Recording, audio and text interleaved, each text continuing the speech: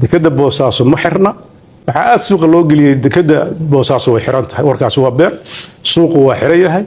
afar albaab oo xiran in la sooro macnaheedu maaha inay dalkii u kala xiran yahay dowladda Puntland wax cashuur kordhina oo ay sameeysan male degdeg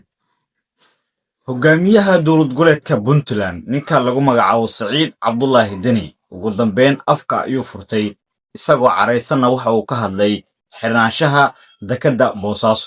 waxa uu leeyahay ma jirto in ay xirnayd dekada boosaaso maalmihii la soo dhaafay waxa jira afar albaab oo ka mid ah dekada boosaaso inay xiran yihiin waa macquul balse dekada oo dhan waa ay shaqaynaysaa ayuu leeyahay isagoo haatan markaasi sheegay in ganacsato markaasi ay markaasi doodo iyo sidoo kale tabashooyin ay qabaan sidoo kalena markaasi Puntland aysan jirin wax canshuur ah oo cusub oo markaasi ay ku soo rogtay xeebta ama dekada magaalada boosaaso ugu dambeyn warbaahinta ayuu la hadlay isagoo markaani sheegay in maalmihii ugu dambeeyay aysan jirin xirnaanshaha dekada iyadoo markaasi ganacsatadu ay ka cabanayeen in canshuur markaasi aad u fira badan markaasi lagu soo rogay sidaasna awgeedna ay guud ahaanba joojiyeen markaasi in dekada boosaaso ay markaasi ka soo degaan ganacsiyada kala duwan ku dhawaad 16 maalmood ayay xirneed dekada magaalada boosaaso Saciidina maanta waxa uu leeyahay ma jirto in ay xirneed maalmihii la soo dhaafay dekada magaalada boosaaso muuqaal toos ah oo markaasi uu kaga hadlayo xirnaanshaha dekada magaalada boosaaso ayaan kula wadaagi doonaa daawadayaal balse muuqaalkiisa oo dhameystiran tan kula wadaagin haddii ay tahay markuu ugu horreysaan soo boqoto fadlan youtube-keena subscribe saar oo gabalka furo muuqaalkan like saar like meel dheer ay geersa muuqaalka siina share garay wixii fikirkaagana qaybta hoose ee faalada noogu reeb aad ku mahadsan tahay daawashada iyo sidoo kale la jaanqaadka wararkeena mahsani daawade haddii aynu ku bilowno hogaamiyaha dowlad goboleedka markaasi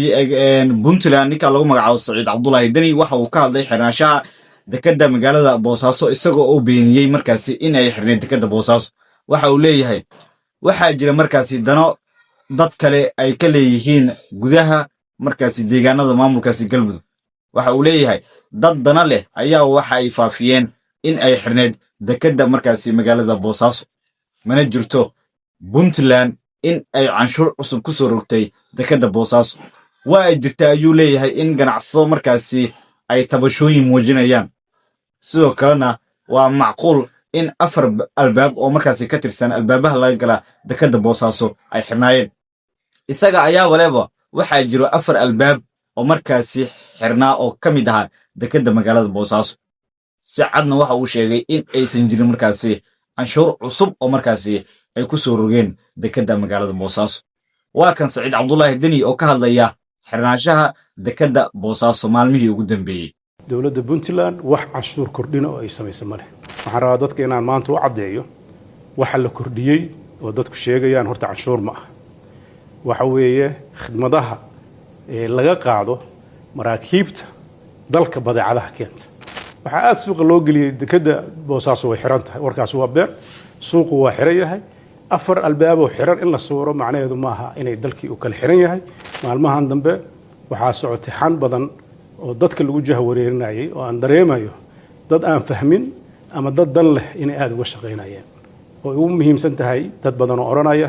canshuurtii dekada boosaaso kor loo qaaday waxaan rabaa maanta inaan u sheego dadka reer Puntland dowladda Puntland wax canshuur kordhina oo ay sameeysan male taa horta inay ogaadaan way canshuurta kordhinteedu process bay martaa miisaaniyadda dalka gasha ogolaansho baarlamaanay martaa marka aan aragno inay dan tahay canshuurta aan qaadno weli kuma filna adeegyada bulshadeenu u baahan tahay laakiin waxaan isla socodsiinaa baahida iyo duruufta markaa jirta iyo kobaca dhaqaalaha ee ganacsatada waxaa kaloo intaa dheer dekada magaalada boosaaso waxaad ogtihiin shirkad baa maalgelisay muddo badan ka shaqeynaysay qof walba uu qirayaa isbedelka ku dhacay dekadeena waxaa kordhay jambiyadii ay ku soo xiran jireen maraakiibta waxaa la qoday kanaalkii maraakiibta waaweyn ay soo maraysay waxaa lagu wadaa dib casriyeyn iyo ballaarin joogto ah muddadaas hawshaas socotay waxaan shirkadda gacanta ku haysa mar walba ku codsan jirnay in ay marxaladaha aan adag ee aan ku jirno ay noogu dulqaataan. intaas 7 sano aan joogay waxaan ka hortaagnayn in tareefka ahayd heshiiska lagula galay inaan la fulin duruufo jira awgeed, annagoo u eexeynayna ganacsiga kobciisa, annagoo eegayna ganacsatada inay culays badan saaran tahay. muddooyinkaas faraha badan oo arrimahaas aan saas u lahayn, waxaan eegaynay inay ganacsatadu arrimo badan oo gaar u ahaa inay ka soo doogaan dalkuna oo marxalad oo xambaari kara ay noqoto. waxaan rabaa dadka inaan maanta u caddeeyo waxa la kordhiyey oo dadku sheegayaan horta canshuur ma aha. waxa weeye khidmadaha laga qaado maraakiibta dalka badeecadaha keenta oo boqolkiiba 95 ama 96 ama 99 maraakiibtaasi ay leeyihiin dad ajnabi ah. waxa Soomaalidu ay leedahay waa dhowr farqo tiris ah. maraakiibtaas ganacsatada inay soo kireystaan oo ay lacagta ka qaata oo dalka badeecada keena, dekada u adeegaysa waxay u baahan tahay khidmad la mid ah khidmadaha dekadaha kale markay tagaan ay bixiyaan. annagoo taa weliba xeerinayna maadaama dekadeenu ay cirf ku taal, weli aan rabno in ay badeecadeen noqdaan badeecado tartan fiican geli kara, waxaan muddo ka codsanayna inaan kor loo qaadin intii ay ugu timid ay ku hayso. waxaan maanta la garanay marka loo fiiriyo dekadaha Soomaaliya inteeda kale iyo regionkaba wax aan la xusi karin, iyagan u noqon kara dhiirigelin ay ku sii ballaariyaan inta u dhiman, oo aan dhawaan rajaynayno dekada guryihii ku xeernaayo dhan inuu isbedel ka dhaco.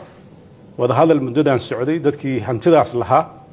aan ka codsanay in aan wada hadal ka galno si aan tacwiid ugu celinno dekada loo ballaariyo. waan uga mahad celinayaa guddiga arrintaa ka soo shaqeeyey. waxaa hadda fooda nagu soo haya dekada wejigeedii labaad in la bilaabo, meelaha ku xeeran oo dhan wada hadalkaas oo dhammaaday markii arrimihiisa dhammaadaan lagu daro, jambiyada la kordhiyo, qalabka la kordhiyo, dekad casri ah oo la jaan qaada dekadaha kale noqdaan. waxaan u baahannahay dadka aad wararka u dhex maraya inaan runta u sheegno waxa la kordhiya canshuur maaha. waxa wax lagu kordhiyana waa maraakiibta adeega keena oo iyagoo naftirkooda khidmad ka qaata badeecada ay wadaan. dekada u adeegaysa oo intaasu shaqo awooday in wax suuragal ah oo marxaladan ay qaadi karta annagoo ka warqabna duruufaha dhaqaale ee dalkeenna, ganacsigeenna uga xanuun badan cid walba. maxaa yeelay dawladdu waxay ku dhisan tahay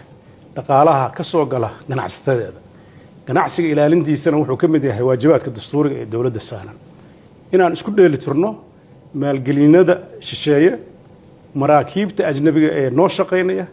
ganacsatadeenna faa'iido doonka ah iyo bulshadeenna oo ah cidda u dambaysa oo kharash walba oo yimaado uu ku dhacayso, annagoo isku miisaamayno danaheeda ka ilaalinayna ayaan arrimaha u yeelina. waxaa nasiib darro ah mararka qaarkood dad aan fahamsanayn in si xun wax loogu sheego. waxaan qirayaa ganacsatada 90% dad wanaagsan oo dalka la shaqeeya oo fahamsan duruufaha soo mara, mar walbana dawladda u dhow inay yihiin. waxaan kaloo rabaa inaan u sheego dekada Boosaaso ma xirna, xoolihii baa dhoofaya, shidaalkii baa soo degaya, doonyihii baa xiranaya ilaa hadda socda. waxaa aad suuqa loo geliyey dekada Boosaaso way xiran tahay. warkaas waa been. suuqu waa xiran yahay. 4 albaab oo xiran in la suuro macnaheedu maaha inay dalkii u kala xiran yahay. waxaan u sheegaynaa bulshada reer Puntland meel kasta ay joogto